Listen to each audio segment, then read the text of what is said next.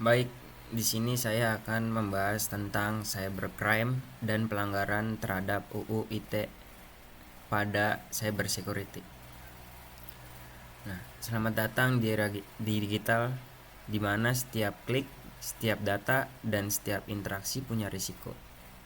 Kali ini kita akan membedah dua aspek krusial yang saling berkaitan dalam dunia digital, yaitu cybercrime dan pelanggaran UU ITE, khususnya dengan profesi cyber security. Nah, apa itu cybercrime? Singkatnya, ini adalah kejahatan yang memanfaatkan jaringan komputer dan internet sebagai alat atau sasarannya. Jenisnya beragam, mulai dari phishing, malware, ransomware, data breach, hingga hacking sistem. Dampaknya bukan cuma kerugian finansial, tapi juga reputasi, privasi, bahkan keamanan nasional.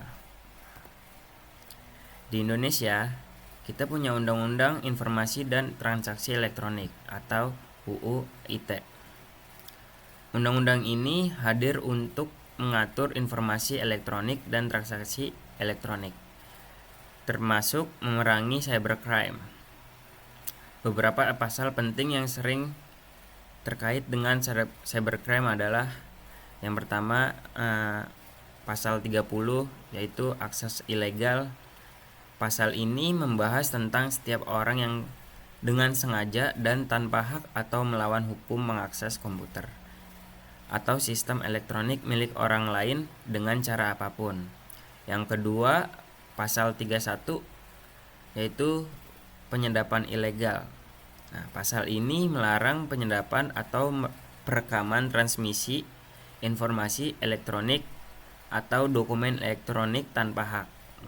Yang ketiga, pasal 27 ayat 1, 2, 3, dan 4, yaitu konten ilegal.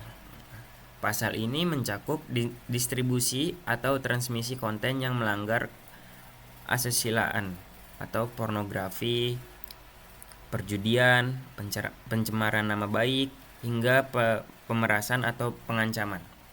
Nah, yang terakhir pasal 35, yaitu pemalsuan data.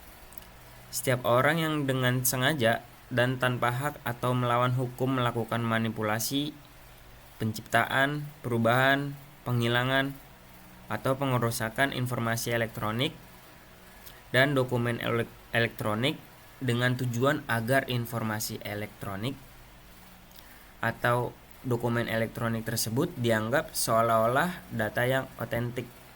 Nah, penting untuk diingat, undang-undang ini juga punya pasal terkait pencemaran nama baik yang kerap jadi kontroversi. Nah, disinilah peran profesi cyber security jadi sangat vital. Kita adalah garda terdepan. Tugas kita adalah melindungi sistem, jaringan, dan data dari serangan cyber. Ini mencakup ethical hacking, forensik digital, analisis keamanan, dan manajemen risiko. Maka dari itu, bagi profesional cyber security, pemahaman mendalam tentang undang-undang ITE dan regulasi terkait sangat krusial. Kita harus selalu berpegang teguh pada etika profesi yang tinggi. Setiap tindakan harus didasari pada otoritasi yang jelas dan aturan hukum yang berlaku.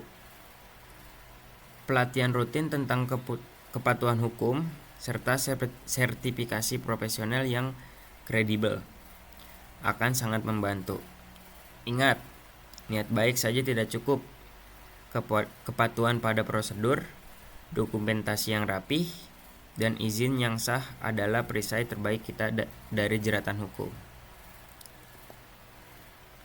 Dunia digital memang penuh tantangan. Cybercrime adalah ancaman nyata dan Undang-Undang ITE adalah payung hukumnya.